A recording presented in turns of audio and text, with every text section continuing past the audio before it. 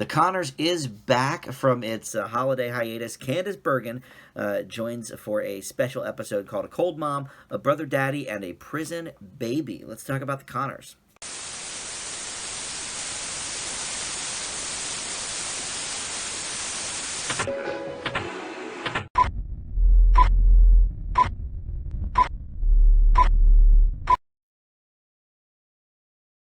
Hey everybody, Dan here. This is Dan Reviews It, and welcome to my Connors wrap-up video for episode 7 already for the new season. A Cold Mom, a Brother Daddy, and a Prison Baby.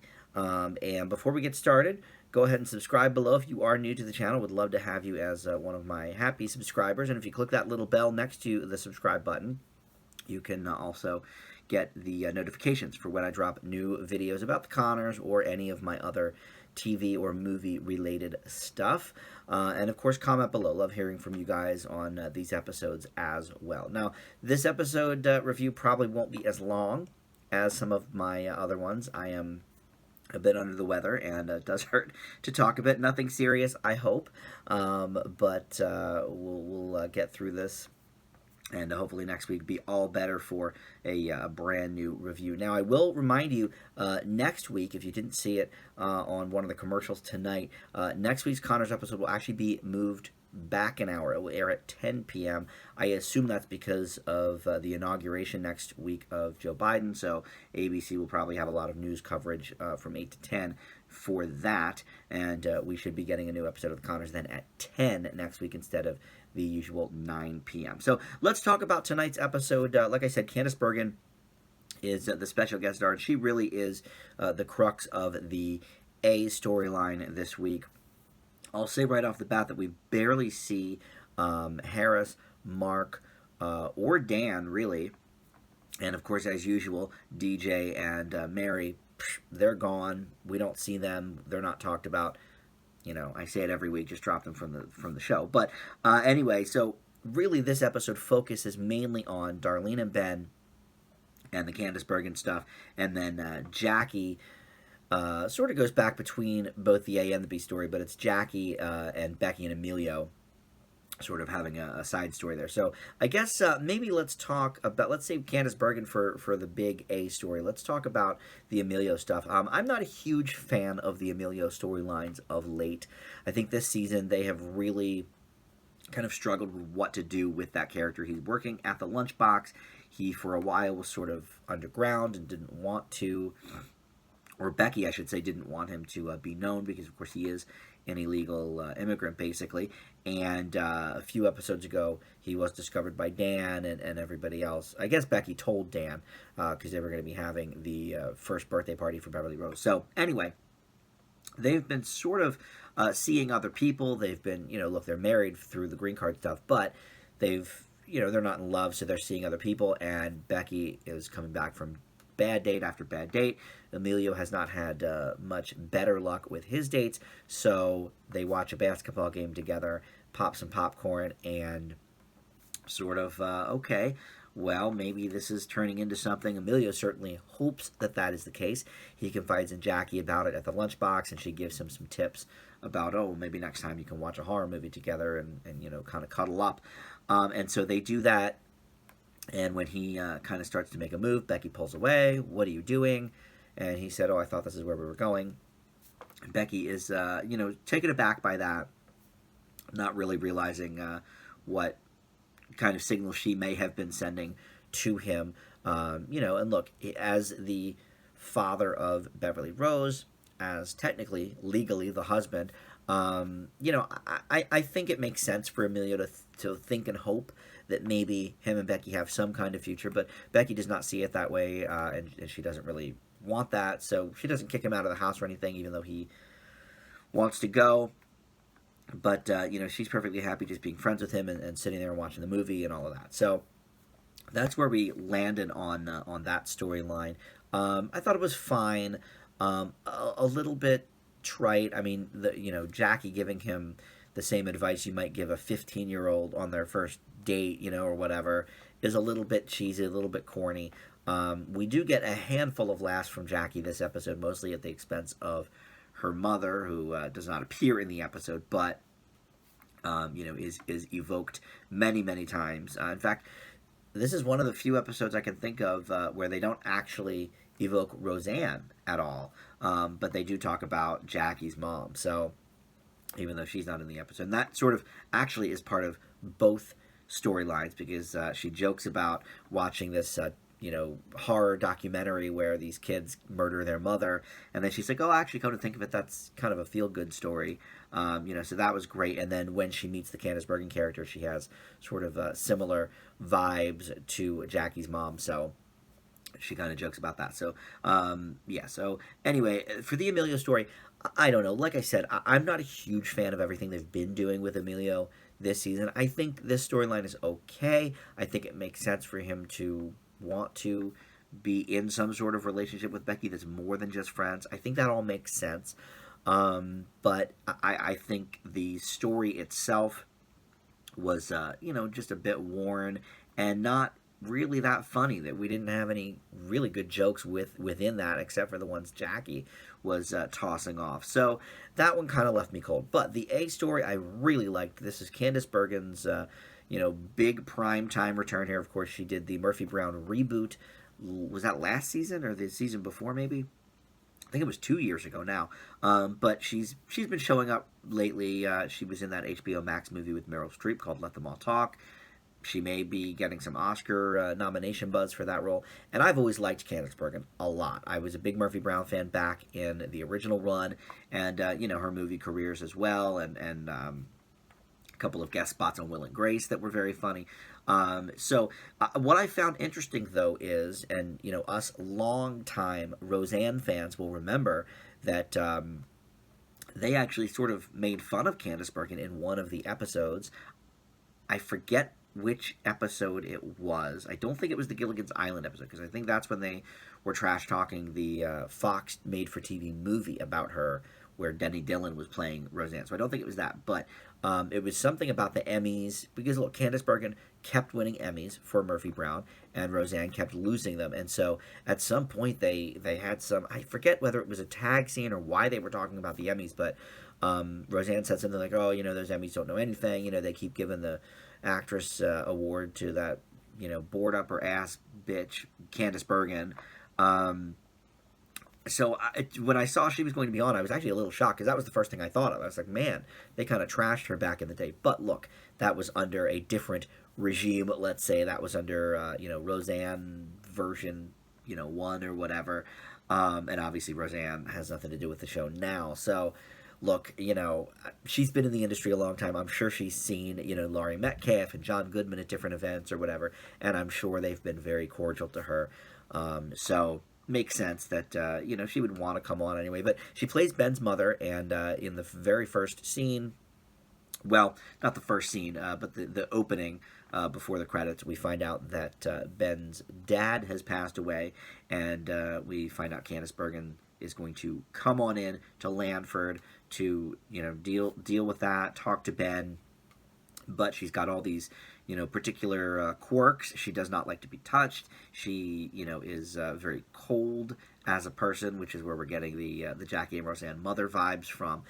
And then as well, she is lied to kind of about Ben, because Ben's been, in his mind, such a disappointment for all these years to both his parents, but specifically his father, that he lied to his mom and said, oh yeah, like the magazine that we were running took off, me and Darlene, so we're just staying in this house until our real house is ready and out of escrow. So right away we start with the lies.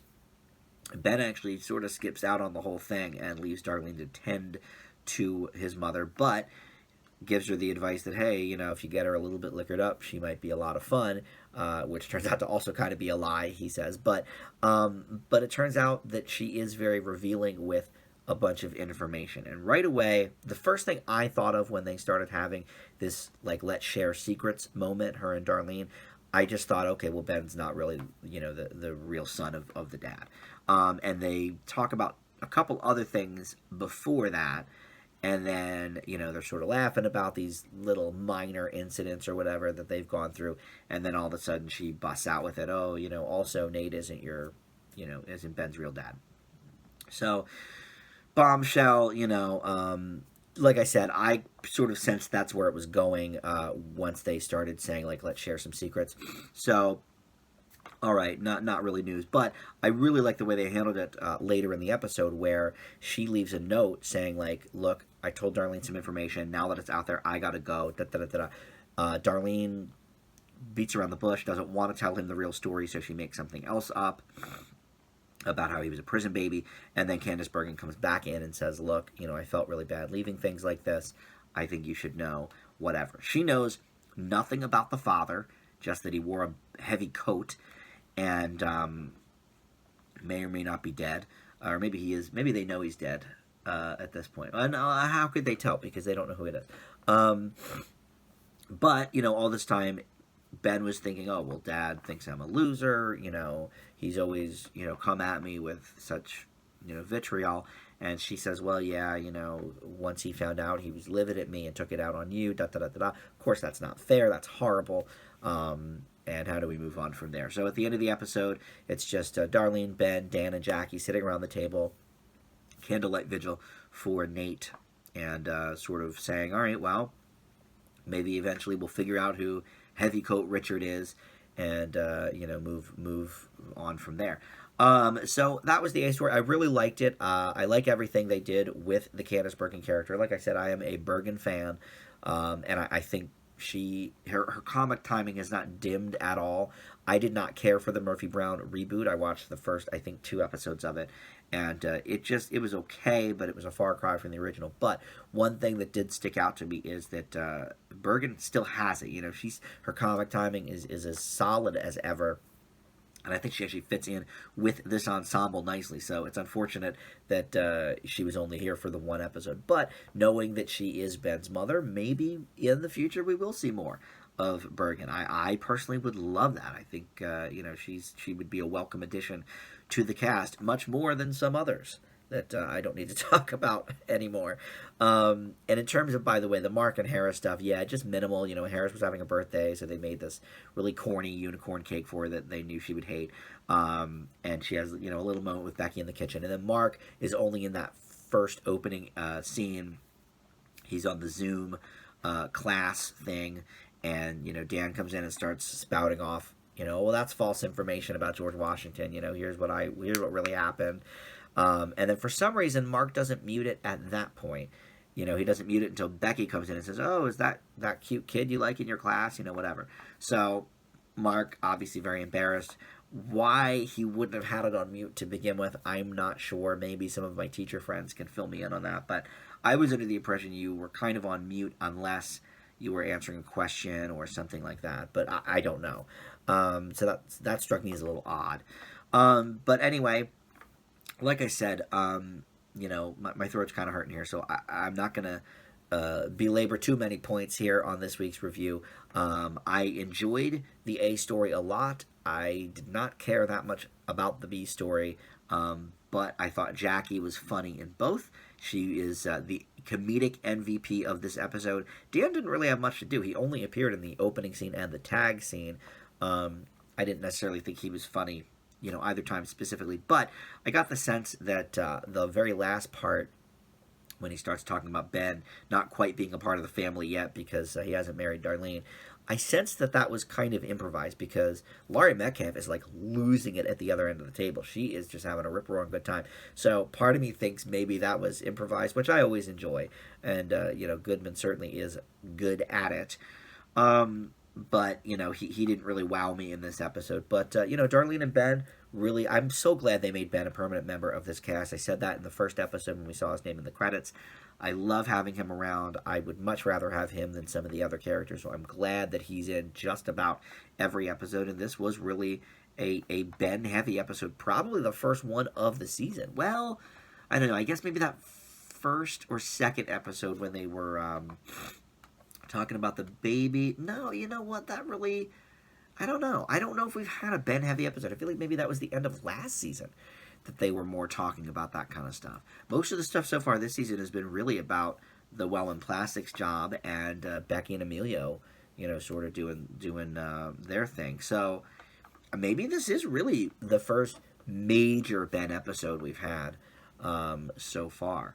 I don't know. I mean, even the one where Darlene finds out, she's or premenopausal and she can't have babies anymore.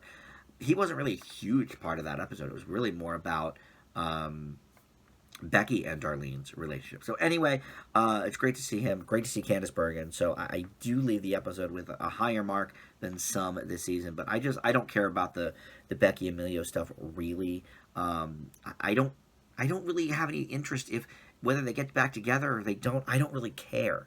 I mean, I guess it might be nice since Beverly Rose is, Emilio's daughter, but I don't know if Becky isn't feeling the love. Like I'm not a huge believer in like people should, stay married if they have a kid together or whatever if they just don't like each other and not they're friendly enough on this show. But I don't think Becky's feeling it. But Becky, as we've seen over the years on Roseanne and the Connors, is also a bit flighty. So I guess we don't know. Maybe Emilio will be able to convince her that that's a good idea. I don't know. But I also don't really care, so we'll see what happens. But anyway, I will leave this episode with a B+. If the A story wasn't so strong, it would definitely be lower, but I thought Candice Bergen brought a lot to the table. I thought her interactions with Ben and with Darlene were great, and it provided for some humor as well with Aunt Jackie. So that is it. Like I said, next week's episode will be on at 10 p.m., Eastern instead of 9. So keep that in mind as you're watching. And thank you so much for watching my video. We'll see you back here next time. Bye.